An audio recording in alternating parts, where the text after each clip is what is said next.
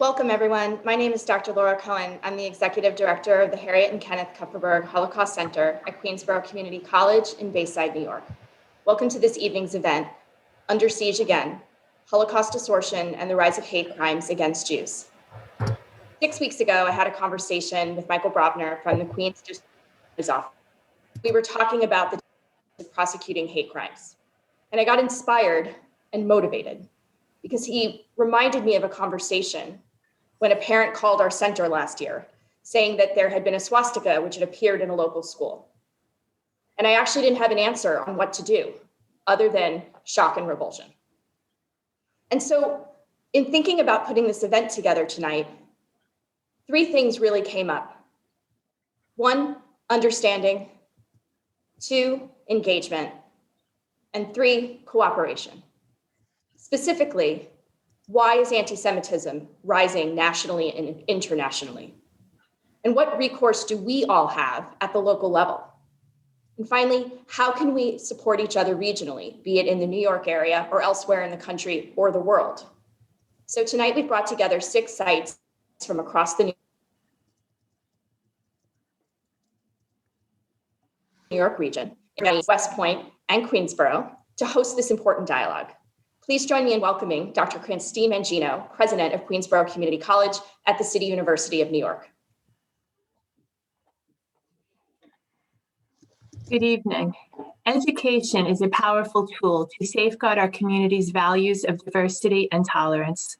Queensborough Community College, the Harriet and Kenneth Kupferberg Holocaust Center, and I are proud to welcome you this evening on International Holocaust Remembrance Day, and to also mark with you the 76th anniversary of the liberation of the Auschwitz-Birkenau extermination and concentration camp. I want to welcome and thank Queens District Attorney Melinda Katz, Michael Brobner, Chief of the Queens County District Attorney's Hate Crimes Bureau, and Mark Weitzman, Director of Government Affairs at the Simon Wiesenthal Center, for being here this evening at Queensborough. This is the biggest event the KHC has ever coordinated. Our gathering comes at a very critical and increasingly volatile period in our American story. We are grateful to the consortium of sponsors here for joining forces, resources, and supporting each other. The Holocaust, Genocide, and Interfaith Education Center at Manhattan College, the Center for Holocaust and Genocide Studies at the U.S. Military Academy at West Point, the Holocaust and Human Rights Education Center in White Plains, the Holocaust Museum and Center for Tolerance and Education at Rockland Community College, and the Holocaust Memorial and Tolerance Center of Nassau County. It is great to be a beneficiary of our collective strength and resolve. Our mission here at Queensborough, one of the most diverse and inclusive colleges in America, and the Kupferberg Holocaust Center, is to use the lessons of the Holocaust to educate current and future generations about the ramifications of prejudice, racism, and stereotyping. In doing so, we teach and empower young people, especially, to become agents of positive social change in their lives and in their communities. And the need to do so is great and urgent. We saw at the Capitol signs, gestures, and actions of anti-Semitism, and they are very much alive today. We even saw a Camp Auschwitz t-shirt worn and celebrated at the siege. Hanny Liebman, a Holocaust survivor and a long-time volunteer at the Kupferberg Holocaust Center, recalled the burning of the Reichstag in Germany and says that that was no different from the attack on the Capitol building. Both demonstrations were the culmination of lies, chaos, and riots, as Mrs. Liebman has said. Tonight, we will speak truth and address discord. We will consider how anti-Semitism, growing anti-Semitism, fuels Holocaust distortion, and the challenges that presents in prosecuting local religiously based hate crimes. We are reminded how important it is not to just stand together, but to act together in the interests of the cultural, educational, and civic needs of all of our neighborhoods. Whether in Queens or up in the Bronx, throughout New York City, Long Island, Westchester, Rockland, and Orange or beyond. As Amanda Gorman, our nation's young poet laureate, and so eloquently said at the inauguration, we are striving to forge a nation with purpose, to compose a country committed to all cultures, colors, characters, and conditions of man. And so we lift our gazes not to what stands between us, but what stands before us. At Queensborough's Kupferberg Holocaust Center, we come together, students, survivors, and community members, to learn through and with our hearts, minds, and actions. And we share that mission with you this evening. So thank you for joining us. I am looking forward to our conversation, to being with you and learning and doing more together. It's now my honor to introduce Queens District Attorney Melinda Katz. Melinda frequently says that justice must always look the same, no matter how we look, what we believe, or who we are. Welcome, Melinda. It's so nice to be involved in this event tonight. I do want to thank the Kupferberg Center. I want to thank all that are involved, the Simon Wiesenthal Center, everyone that are representing different organizations throughout the country, really, that care deeply about the remembrance of the Holocaust. We are in a new generation. It's interesting because I'm probably one of the last generation of my age. I grew up in a world that didn't know a world without Israel. I grew up in a world where, it was a common conversation at every table. What happened, the number of people that died, the number of other people that died in addition, the 11 million. And so, it is amazing that we continue to do these events as we remember the Holocaust and as we remind not only ourselves the importance of standing together, standing up for each other. And in a world where the younger generation didn't live through it and may not have had the conversation at their dinner tables with their aunts and their uncles and their grandparents. I think it is so important that we continue to do these events. I also want to point out, in a world in which we just had a national conversation as a result of George Floyd's killing, where people really were standing in the streets, protesting with one another. I myself was doing Occupy on park corners so that shooters would understand that, they didn't own the streets. And then we had the protests that were happening. And we were all standing up for one another, I think, during that time. It's an important dynamic to remember why that is so important. When I became the DA a year ago, we did not have a hate crimes bureau. We had a hate crimes bureau that was in conjunction with a gangs bureau. As many of you know, even just intrinsically, that they are extremely different crimes. They do not have the same investigators. They won't have the same ADAs. They don't have the same issues that happen. And it was important for me to have someone who was experienced to make sure that should there be hate crimes in the borough of Queens County, that someone was there who had that experience, who had that caring, and who was able to sift through issues to make sure that we were holding people accountable for those crimes. And so I know Michael Brovner is on this call. He is the Bureau Chief of Hate Crimes. My Chief Executive, I believe, is also on this call, Chief Assistant Jen Nyberg. And so, to everyone that is here on this Remembrance Day, it is good work that we do to remind us every year of the importance of those, remembering those that died, the importance of standing up for one another, the importance of making sure that the next generation learns from the experience of the previous one. And I thank you for allowing me to just be a very small part of this. But more importantly, I thank the organizations that are on this Zoom for doing the work that you do day in and day out for our communities. Thank you. Thank you so much. So now what we'll do is we'll begin the event to get into the conversation. And we'll first have Mr. Weitzman present, followed by Mr. Brovner. Then we'll have a dialogue and go into questions and answers. We've disabled the chat for security purposes, so please be sure to submit your questions via Q&A. And now I'd like to introduce formally Mr. Mark Weitzman. He is Director of Government Affairs for the Simon Wiesenthal Center. He's a member of the official U.S. delegation to the International Holocaust Remembrance Authority, the IHRA, where he chaired the Committee on Anti-Semitism and Holocaust Denial, and is currently chairing the Museum and Memorials Working Group.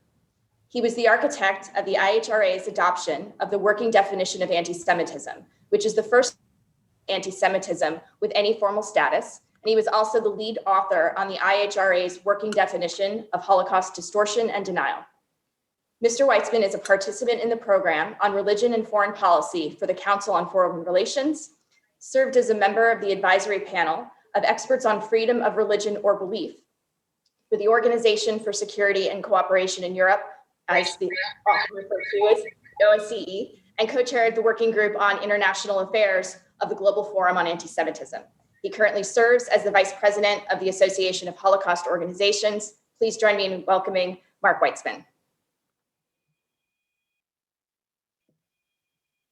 Thank you very much, Laura. And thank you, and I'm honored to be here with DA Katz and Dr. Mangino, who's hosting this and really created a wonderful structure in Queens that I think could be a model of community engagement and educational engagement that I hope many others will draw strength from and carry forward. So thank you very much for the invitation and for your participation in this program. I want to begin, before I begin my formal remarks, actually I should mention I also want to thank all the other institutions, the 5 institutions that have come together in this consortium as well. So thank you very much for that. I want to begin my remarks by stressing that although we're talking about Holocaust distortion, although we're talking about anti-Semitism, the reality is we're talking about people, because those ideologies, those actions have impact on people directly, which is why I was really glad to hear DA Katz's remarks about the unit interacts directly with the community. We're not talking about abstractions. And I think on today, January 27th, the day of the liberation of Auschwitz, and it's an extraordinary, I was there last year in Auschwitz for the 75th anniversary of the commemoration, and it's an extraordinarily emotional place and event to go through. But I just, again, can't stress enough that the impact is on the individual, and that's what we need to remember as we have this discussion. So I want to, and again, reference was made, Dr. Mangino made reference to the recent insurrection at the Capitol, where you saw a man in a Camp Auschwitz hoodie, and I don't know how many of you saw afterwards, but a week after, when Nancy Pelosi, the Speaker of the House, gave her remarks in which she called for a review of the events, she focused on this one image. And if you had a chance to watch the video of it, I didn't want to take the time to put the entire video clip on, she was visibly shaken. Her voice was quite emotional in her reaction. And it struck me that the Speaker of the House, a veteran politician who's seen everything and done it and been exposed to everything, why was this specific image the one that she called out and spoke so directly and had such an impact on her? And I think it was because she recognized that the symbol was not only an attack on Jews, but it was an attack on certain core values that are the basis for American and Western liberal democracies. The Professor Yehuda Bauer, who's considered the Dean of Holocaust and Genocide Scholars in our lifetime, has pointed out that the central Nazi motivation for World War II was the hatred of Jews. That was underlay all their other approaches. There's a memo from Hitler directly where he discusses that pre-war and speaks specifically that's the pretext, that Lebensraum, the drive for land, etc., was all a pretext because of the hatred of Jews who would control the world under the guise of communism. So not just the 6 million Jews, but the reality, the minimum 30 million other civilians, victims during World War II, were killed and murdered because of the Holocaust. The Holocaust led directly, and World War II, led directly to the creation of an international outcry that resulted in bodies like the United Nations, the European Union, and others like that, as well as concepts like genocide. And here you see the picture of Raphael Lemkin, the man who created the concept of genocide in 1943, or crimes against humanity. And the central picture is a British jurist, Hersch Lauterpacht, who was an assistant and aide in the Nuremberg War Crimes Tribunals and was responsible for helping come up with the concept of crimes against humanity. And finally, Simon Wiesenthal, who I had the pleasure of and the honor and privilege of getting to know and considering one of my mentors, who was not only the namesake of our institution and a humanitarian, a champion of human rights, but his focus was on bringing Nazis to justice, not vengeance, and that way helped bridge the gap between Nuremberg and the beginning of the war crimes tribunals that addressed the Balkan and Rwandan war crimes issues. Each of these three people were Jews who had something else in common. They were all born in Europe, and they all had most of their family, some cases almost all their family, wiped out by the Nazis. They were victims, some were survivors, some got out just before the war, but they took that experience and translated it into concepts that helped shape our liberal Western democracy. Today, those concepts are under sophisticated attack by those who want to destroy liberal democracies and return to the politics of the past where prejudice ruled. To do this, they feel that they have to attack the underpinning, the basis, which is the Holocaust. And they do it not by denial, which has been exiled to the fringes of Western extremism after the David Irving trial, Deborah Lipstadt trial in 2000, and is now really only places like Iran, where it's state policy, does Holocaust denial occupy a central place. Rather, it's Holocaust distortion, the attack that does not destroy, does not claim that the Holocaust did not happen, but manipulates and twists it and distorts it for political purposes. So I want to be very specific and give a few concrete examples to illustrate this. So for example, there is a law in Poland that was called the IPN law, which states that whoever publicly claims, contrary to the historical facts, the Polish nation's or the Polish state's responsibility or partial responsibility for the Nazi crimes committed by the Third Reich shall be liable to a fine or imprisonment for up to 3 years. This law is a few years old, and there was a huge international outcry when it was first announced a couple of years ago. And as a result, it was amended in Poland, so the criminal provisions were dropped, but their civil provisions still exist, where anybody can sue somebody and force them to prove that they're not shaming or slandering anyone in Poland by claiming that there was complicity with the Nazis. We know that for a fact there certainly was.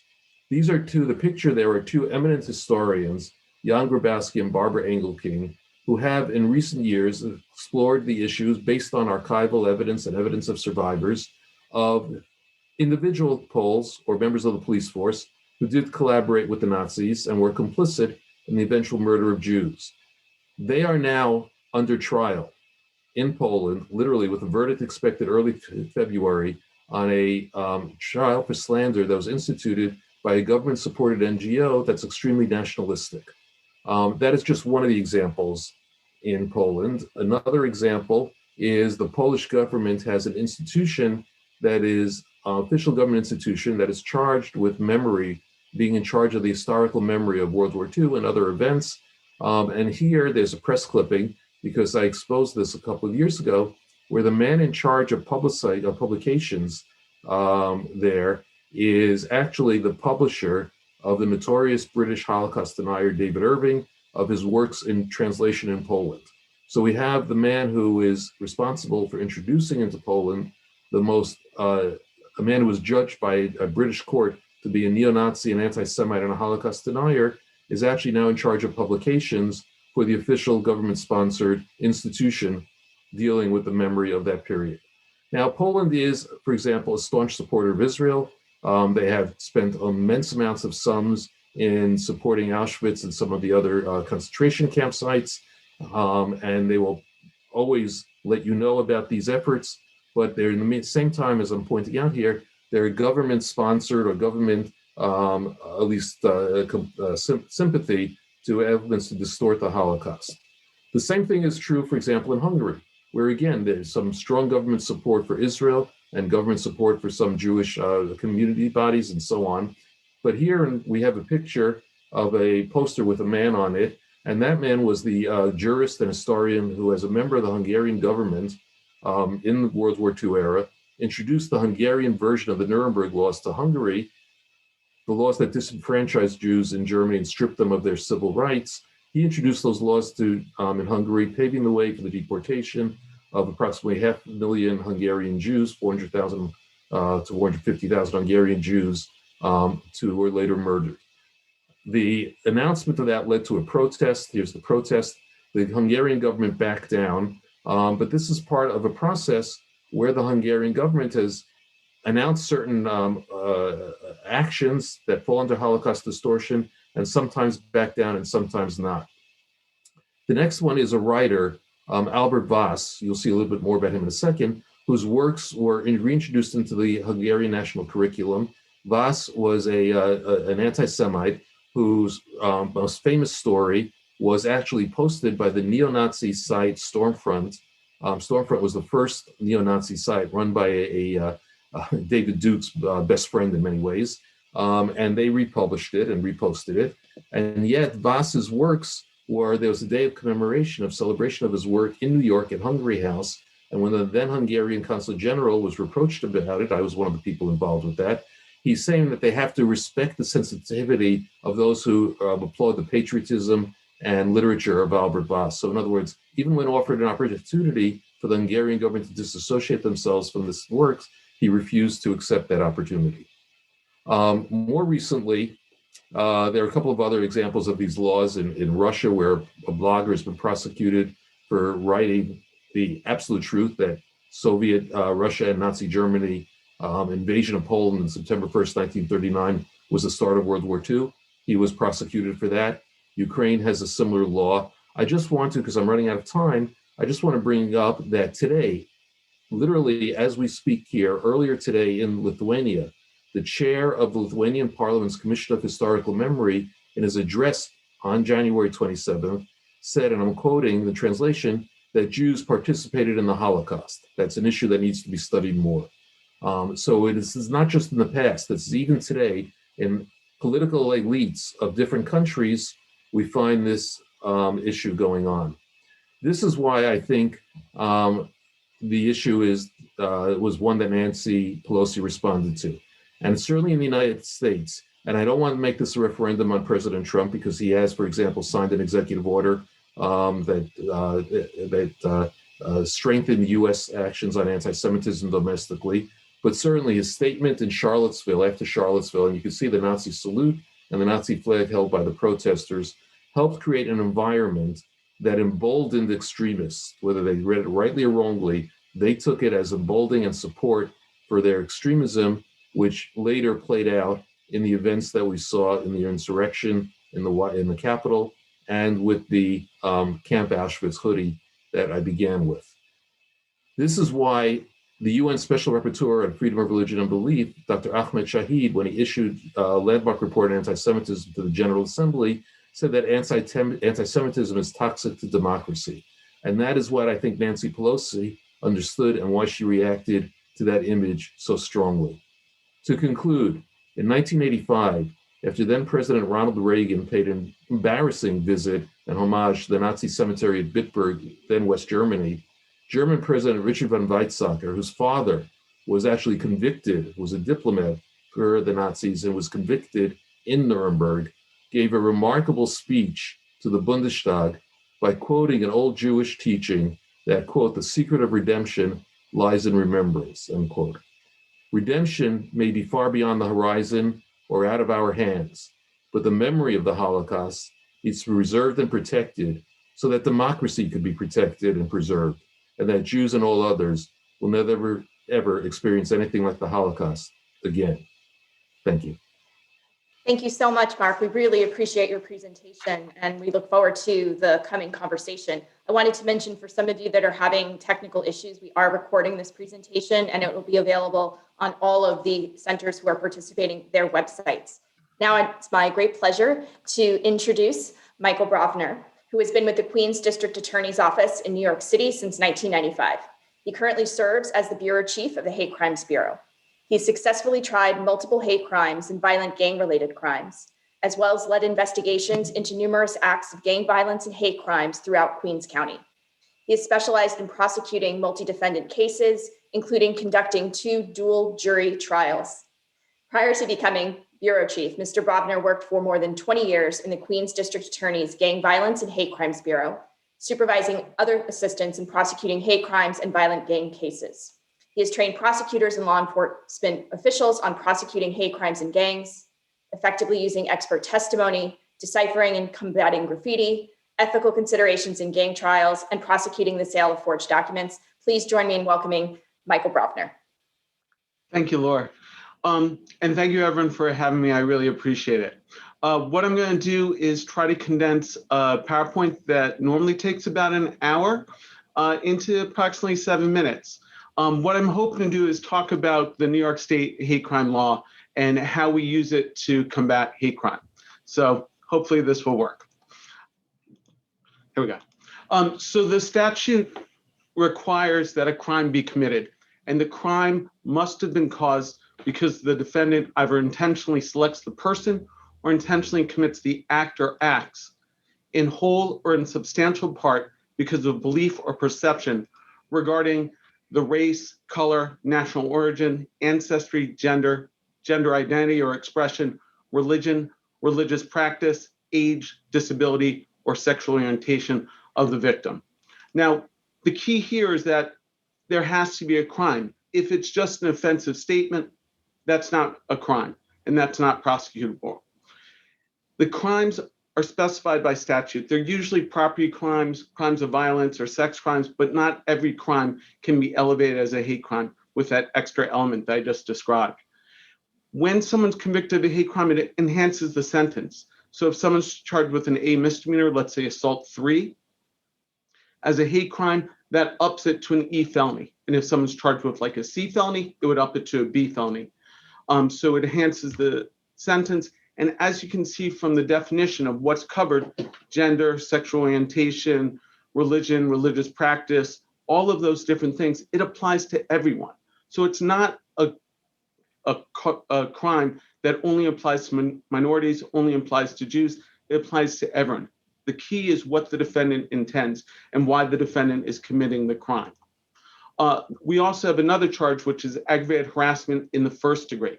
This is also a felony. And here again, the defendant has to commit the crime because of a belief or perception regarding one of these protective classes with the intent to annoy, threaten, or alarm. And it's for the traditional historical images of hate crime. So it would be against a religious location. It could be a Nazi swastika, the burning of a cross, or displaying of a noose. All these traditional symbols of hate crimes are covered by aggravated harassment, and these are a felony. So those are the different crimes, the statutes rather. Now, why are these statutes important? Well, because hate crimes are unique. They're different than other crimes. They have different challenges, but part of it is because of all the different people that are involved. Unlike a regular vanilla crime like a robbery where someone is robbed and that's awful, it's not just the victim that's the victim. It's the victim, the victim's community, the advocacy groups that are also get involved in this, other people that care or feel that they could be a victim of a hate crime similarly, and the media because of this attention, because of people's interest in these type of cases. It's also unique because normally when you're trying to prove a crime, it doesn't matter why the defendant committed the crime. If someone sells drugs, we don't have to prove they sold drugs for a particular reason. Whereas with a hate crime, we have to prove this unusual element, this motive, that they committed the crime in whole or substantial part because of this bias, because of this issue. And there's also the greater public attention that's generated when someone commits a hate crime because of all the factors that go into it, that affect so many people other than just the simple victim.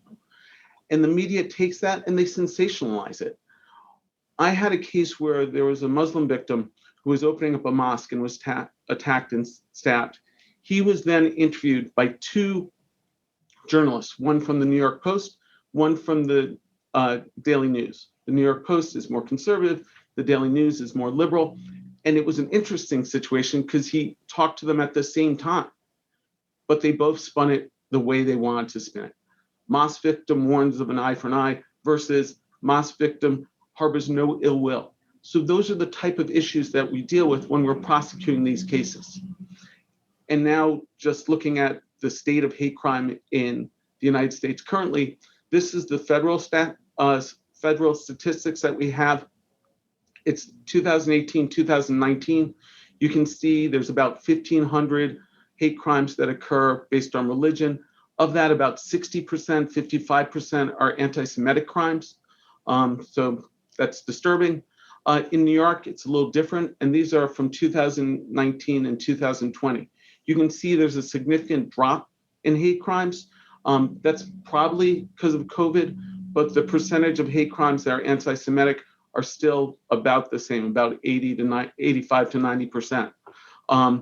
The good news about these type of hate crimes in New York is at least about 30% of them are property crimes. They're, the swastikas on a wall versus anything more serious than that. But still, it's troubling, and it's something that we have to combat. And that's why we prosecute these cases seriously and take them so seriously. Now, as I said, we have to prove basically the intent. Why does the defendant do this? And that's going to be circumstantial evidence, because you can't know what someone's thinking unless you have to go to circumstantial evidence to prove that.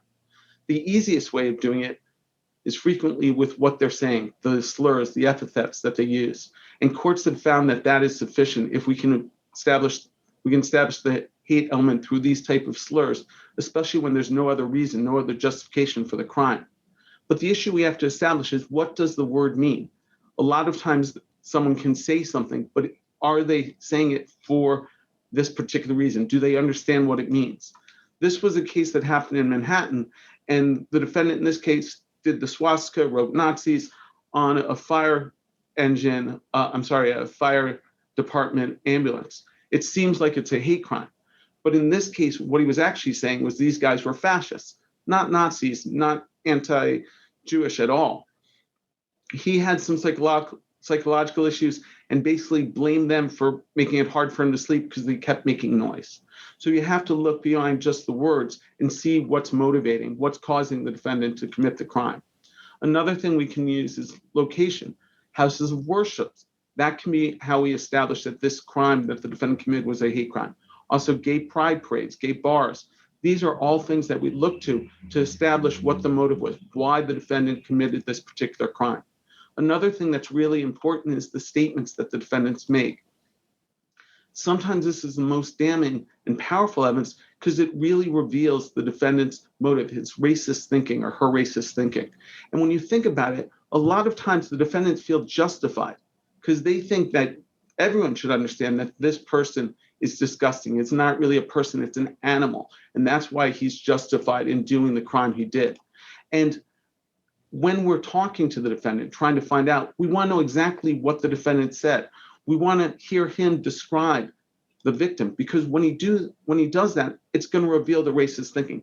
How did you know the person was Jewish? How did you know the person was Muslim? How did you know the person was gay? All those things are going to come out and let you understand why he committed this crime. We had a case from 2005. The defendant was known as Fat Nick Minucci. And at around 3 o'clock in the morning in Howard Beach, he came across a group of African Americans that were in his neighborhood and felt that they were going to commit a crime. So he confronts them with a bat, chases them, catches one of them, and calls them the N-word, hits him with the bat, breaks his jaw, a bunch of other things. And he talked to us and explained his thinking. I says, no. I says, they're looking to get something tonight. Now, why'd you think that? 2 weeks ago, they robbed a car. And these kids? No, not these kids. And But who? What? I don't understand. Witnesses saw, it was my friend's mother, and witnesses saw the kids running the weeds. So I said, let's check that out. I don't know the kids. Were they white, black? No, they're black kids. They're black kids. 1 week ago, a kid by 207 Park got stabbed. A 14-year-old kid on his bike. He got stabbed by a car full of black people. Right.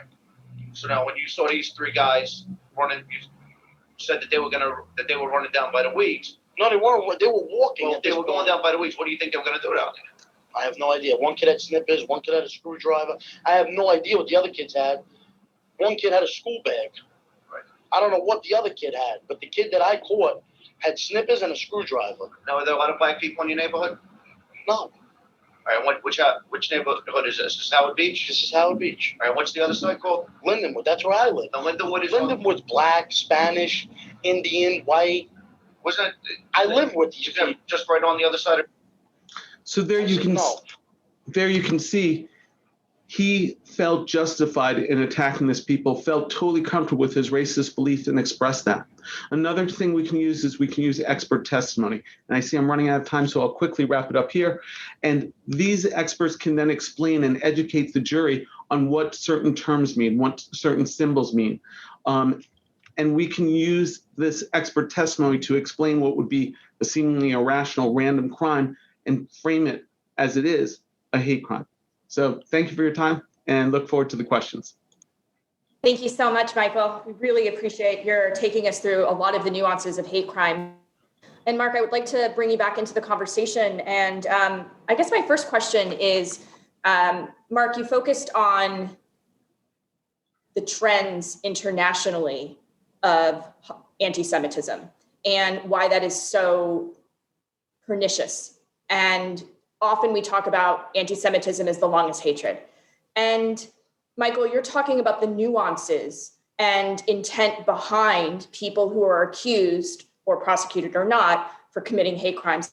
And I'm wondering, and we start to look at balancing the international and national and the local, is there something that sets apart anti-Semitic acts of hatred from other hate crimes? Who's going first on that one? You can go, Mark. Okay, well, so first of all, I'm going to say that, well, I did focus on the international to a certain degree, but I also, obviously, I brought some recent American incidents in, is that in a certain sense, especially in an age of social media, maybe we'll talk about that a little bit more going down, there are no borders. People are getting their information, getting fed and misinformation, particularly and propaganda, particularly through social media, and it feeds into it. And we have documented cases of members of violent anti-Semitic groups in the U.S., what used to be Atomwaffen or the base, et cetera, training with neo-Nazi groups in Europe, for example, in Ukraine and Sweden and so on. And I'm talking about within the last 6 months and a year. So there is, in a certain way, the impact of what is circulating globally is felt very strongly sometimes on the local level. And these are groups that have been linked to murders in the United States over the past few years of Jews, of gay Jew in a certain case. So that's an issue. However, I think that I have to say that anti-Semitism, while it is a form of hatred and racism, is more or in some ways different from what we generally talk about as racism. And part of that is the confusion over what exactly and who exactly Jews are. Are they a race? Are they a nationality? Are they an ethnicity? Are they a religion? That's one of the reasons why President Trump issued that executive order, which I thought was very useful and helpful, to point out that they don't necessarily fall under Jews don't necessarily fall under the Title VI protections, which are aimed at certain of those protected categories, because there is that fluidity. And that's why the definition of anti-Semitism that we worked on, which has been adopted by 30 countries and hundreds of municipalities and colleges and so on, is so important. So I'm going to stop with that and give Michael time, but I hopefully gave a little bit of clarity to that. I think as far as the impact on the victim, it's the same, whether someone's Jewish, whether someone's gay, whether someone's Muslim, whether that aspect doesn't change. I think the issue is that anti-Semitism and anti-Semitic hate crimes seem like it's more common, that people feel more comfortable. It's easier to slip into that than some of the other crimes. So I think that's what I've noticed in New York, especially with younger defendants doing things like swastikas, drawing swastikas or painting swastikas or anti-Jewish expressions on walls and things. I think that's something that they feel more comfortable with than some other crimes. So I think that's the big difference at the local level. I mean, that absolutely makes sense. And I'm thinking, Mark, you mentioned, anti-Semitism, one of the core issues is who are Jewish people. And so with so much instability that's been going on in our country, we had an insurrection not too long ago and domestic terrorists. I guess my question is, are Jewish people safer or more vulnerable now? And what are sort of the positive and negative consequences of this? Look, I think that the statistics that Michael showed make it clear, along with the unfortunate anecdotes that we can think of, whether it was the shooting in Pittsburgh at the Tree of Life Synagogue, which was the worst act of violence of mass murder of Jews in American history, the Jersey City killings and so on.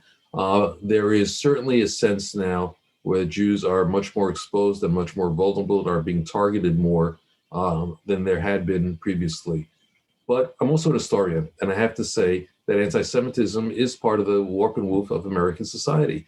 We're New Yorkers, those of us who are New Yorkers. And let's go back to our history. Peter Stuyvesant, the man whose namesake, of elite high schools and so on and so forth, was an outright anti-Semite who wanted to keep Jews out of New York. He had to be overruled by his bosses. He also was a slaver. So anti-Semitism and slavery have been linked in American history in many ways throughout history. And we've had episodes of violent anti-Semitism, even the more recent past in the 1980s and 90s. So in some ways, I think the issue is that not that it's not present, but I think that the general climate in the United States, the overheated climate in the United States today, the impact of social media, which has empowered extremists of all types in ways that they never had faced before, has created a situation where I would have to say agree that Jews are more vulnerable and more threatened on a direct personal level than they've been certainly in recent American history. On the bright side, I think because of what's happened, a lot of Jewish targets have gotten harder. There's been a lot of efforts to combat that, make like temples and synagogues safer. I also think that Jews as a whole are better at reporting hate crimes than some other groups. So I think our ability to prosecute those type of crimes is stronger. So that's on the pro side, though I hear what Mark's saying. Well, and I think it's also interesting because I'd like to, move the conversation a little bit towards social media. In the past, I think 24 hours, and Mark, you'll know better, there was an announcement that I think that there's a new search feature on Facebook.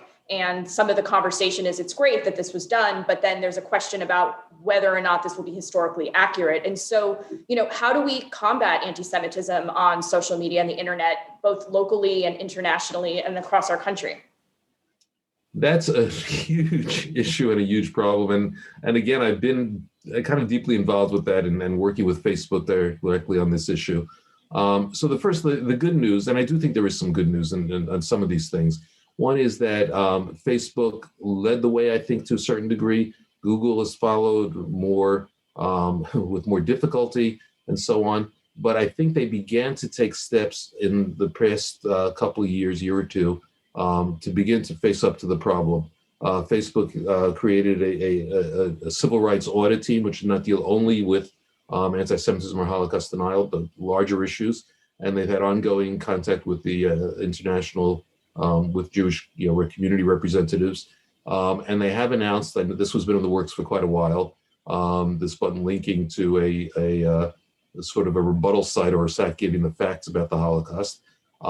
It probably needs to be strengthened a little bit and fact-checked a little bit, but it's a good idea. It's going in the right direction. And clearly, the recent events have forced and pushed places to the big tech social media companies to take more action on extremism in general, not just in this category. But one of the unintended consequences of that is that it's pushed some of the extremist rhetoric and discourse to smaller, less well-known, but now beginning to be more populated sites and hosts like Gab or Telegram, for example, which has seen a great migration, or Parler, which is itself as a total sort of free speech space that has had a significant movement of conservatives, legitimate moderate conservatives or mainstream conservatives, moving on to Ted Cruz and others, and yet at the same time has allowed some really extreme bad guys to be out there as well. And it's created an alternative home to Facebook and Google. So I think we're not calling for censorship. I don't think anybody wants, as far as I know, and I would reject personally, any attempts for government interference and censoring and limiting First Amendment rights. But there are ways where pressure can be put on these groups, which is what they're feeling now, that to live up to their terms of service frequently and generally, almost usually, bar hate speech and extremist acts. So we're looking at marginalization, which is very difficult in the world of social media, but there is movement on it finally.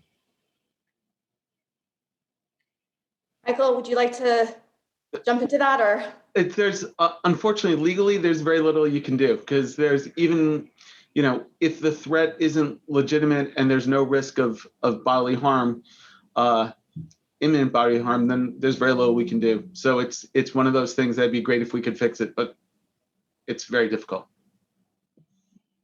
I hear you. And, to reflect, our center from an international perspective has been harassed in terms of people who are focused on distorting the Holocaust. Many of the other sites that are part of this event have also experienced anti-Semitic swastikas and other anti-Semitic attacks that have happened. I wanted to introduce Dr. Manaza Afridi. She's professor. Loser. I'll just introduce myself.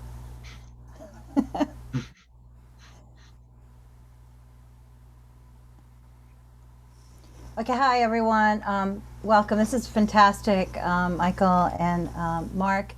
I've been looking at the questions, and I have a lot of questions myself. By the way, I'm Dr. Freely from the Holocaust Genocide Interfaith Education Center at Manhattan College. So I welcome all of you. I'm one of the partners. And so I just wanted to say a couple of things about both of your, stellar presentations. But the first thing was, this question of language and symbols and epithets, right? So this idea that language somehow has no power. But as we know, rhetoric is very powerful. We know that because tonight we're looking at Holocaust remembrance. We look at Hitler's speeches. We look at other Mussolini's speeches, Stalin's speeches. So there's something very uncanny about not taking action when there's hateful rhetoric. Now, that's the first thing that I observe. And the second thing is, how do we criminalize hatred when we are actually looking at social media, which is constantly talking about anti-Semitism, racism against our Black brothers and sisters, anti-Muslim sentiment. I'm a Muslim, so I understand that that's also a big force. So the question is, how do we criminalize this? Or do we do what Canada does, right? That you can't have hate speech. So either Mark or Michael. Well, Michael, I'll let you start. Okay, cool. Well, what I would say is that the hate crime statute addresses this by saying there has to be an underlying crime. And you could have offensive words said, which is awful, and those should be reported, but that's something that could hopefully be dealt with civilly. Like if someone's refusing to serve you and calling you names about it, then that's something that the city can look at and find the business. But it's not something that should be criminalized. When someone crosses the line, and a lot of times when someone's making repeated harassing, offensive comments, they will, and then we can pick it up at that point.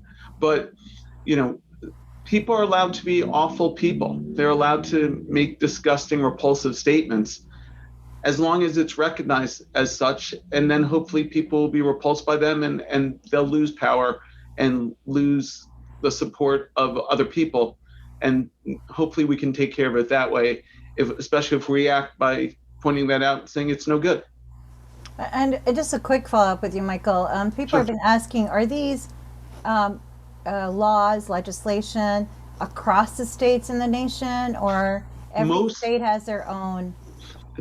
This New York's is pretty similar to the standard, and I think almost all the states have similar language. They don't necessarily include every particular group like gender and gender identity, but most states have it. I forget the exact number, but I think it's in the high 40s have some sort of hate crime law. Okay, I mean, and Mark, I want to ask you, when a country like Poland issues a statement like that, what is it that we can do here in the United States to talk about that statement? I mean, we're not Polish, we're Americans, How do we kind of look at that? Or how do I teach my students in the classroom who are Catholic Polish about these kind of laws? I mean, how do we negotiate this? Well, I think first of all is to understand, and this is something that I think applies generally across the board for the United States, that we probably could do a little bit better, meaning a lot better, job of educating students about the rest of the world. And I think that, for example, in Poland, these laws are not supported by the entire Polish nation. They may be supported by the Polish government, they may be supported by an element in Poland, but Poland is still the same country that during World War II had the only organized national organization devoted to the rescue Jews, an organization called Żegota. No other occupied government or country under Nazi rule had that kind of a widespread national organization. And I think that there's a lot to give credit to Poles, Jewish and non-Jewish, throughout the years and up to including protesting about this kind of attempted civil procedure. I think what we can do, first of all, is as you pointed earlier, I think that's one of the core things of my presentation tonight, was that words, facts matter. We have to counter disinformation, misinformation, and it's very easy to stand up and say we're against Nazis. Pretty much everyone in Western society is against Nazis. It's much harder to cut through the rhetoric and say, you know what, that's distorting the reality. It's twisting it. It's taking something out of context and taking it to a bad position. And again, this can be done on either side of the aisle. It's not a Democratic, Republican, conservative, liberal issue. It's a reality issue. It's not political. It's kind of good versus bad in a sense. And I think that we also need to hold our leaders accountable and let them know whether there was an event in New York where the Polish consulate suggested honoring somebody from Poland, giving an award in memory of Jan Karski, who was one of the great Polish patriots, an incredible man. I met him once, and it was just an incredibly memorable experience. A Polish Catholic who risked his life to go into the Warsaw Ghetto and elsewhere and carry that message out of Poland during World War II to the West, and never went back to Poland. Ended up teaching in Georgetown for the rest of his life. And to give this award to a historian who was an outright anti-Semite, and to their credit, when the Polish Foreign Ministry in Poland found out about it after we blew it up in New York, they were not happy about it. They pulled it back and so on and so forth. But naming and shaming works. In Congress, when people are named to ambassadorships, for example, they go through confirmation hearings. Our representatives can ask questions and put issues on the agenda that say that we care about these issues. And we can have a moral voice. The United States has a position. It used to be a special envoy on anti-Semitism. It's now an ambassador on anti-Semitism. They are the voice of the US government internationally on these issues. We have a special envoy in the State Department on Holocaust issues. He represents the United States on these issues. They can speak up and transmit messages if Washington knows and our representatives know that it's important. So those are just some of the ways to be involved. Okay, yeah, thank you, Mark. I mean, one of the things that comes up and has come up in the chat a little bit, and I think you kind of said this already, is that anti-Semitism is everywhere. It's not Republican, it's not Democrat, it's not independent, it's not liberal, it's not conservative. I want people to understand that. And it's hard, because you say, okay, well, if people are against racism, they must be liberal.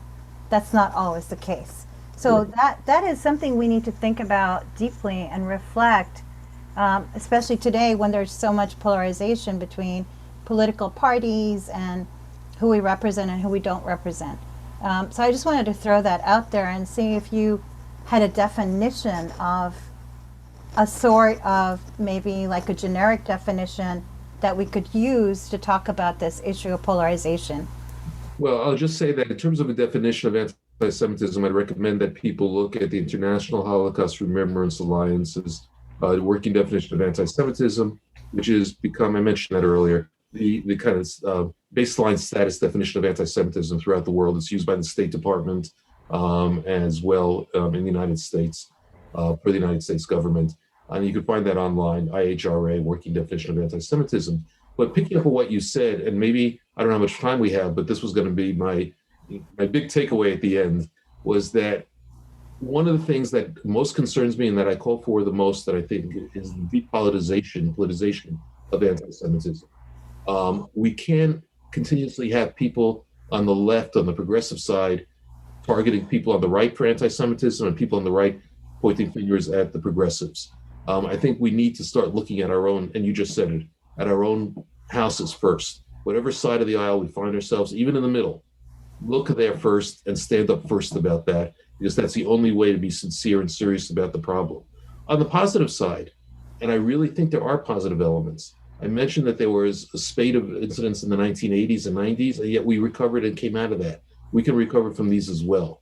And in Washington, where I work very closely, in both houses of Congress, in the Senate and in the House, there are two bipartisan task forces on anti-Semitism, each one led by a Republican and a Democrat. And they work together incredibly well. I don't even know if they agree on any other issues. But these people work together, come across the aisle, and they do phenomenal work. And to me, it's one of the most encouraging things in the climate in Washington that we have, that they've been flourishing for the past few years. And I hold them up as a model of positive engagement. And I think between the accountability that we can demand of our leaders, the toning down the rhetoric in general, caring about misinformation, politicization, and so on, these are the ways forward that we can really make a big difference. Okay, great. Thank you, Mark. Michael, do you want to say a few words to the audience? I mean, I have a lot of There's questions. nothing better than falling. There's nothing better than falling Mark after he does a statement like that. Wow. I would just say that, when I think about combating hate crime, the thing that's critical is just reporting. If you see a hate crime occurring, you got to call, even if you're not the victim, just stand up for whoever the victim was. Call 911, let them know what's happening. If you're not sure whether it's a hate crime or if it's just someone spouting off, still let the police know so that they can respond. And even if they respond and it's not a hate crime, it's going to calm things down. And hopefully by doing stuff like that, we can make the world a safer place and just get everyone together and get rid of the hate. Thank you so much, Mark and Michael. And let us not forget it's Holocaust Remembrance Day today. And that, I tell my students all the time that teaching genocide and the Holocaust, you realize that racism is what leads to this kind of killing. And we have to be very careful how we think about each other at a time like this. So thank you from the Queensborough Community College. I think we lost Laura, but she's back? Yeah, I'm here. Okay, where are you? I think I'm on the other side of the screen somewhere. There you are. So I was just going to thank everyone. Go ahead, Laura. we had a glitch. We prepared for that glitch. It's not a day during the pandemic when someone's Wi-Fi doesn't go out. So I wanted to thank you, Michael. Thank you, Mark. Thank you, Manaz. Thank you to Dr. Mangino. Thank you to DA Katz and all of the centers who co-sponsored today, including Manaz's Center, the Holocaust, Genocide, and Interfaith Education Center at Manhattan College, the Center for Holocaust and Genocide Studies at the U.S. Military Academy at West Point, the Holocaust and Human Rights Education Center in White Plains, the Holocaust Museum and Center for Tolerance and Education at Rockland Community College, the Holocaust Memorial and Tolerance Center of Nassau County, and the Harriet and Kenneth Kupferberg Holocaust Center here at Queensborough Community College. Stay safe, be well, everyone. Thank you. Thank Thanks, you. everyone. Take care. Thank you. Great to see everybody.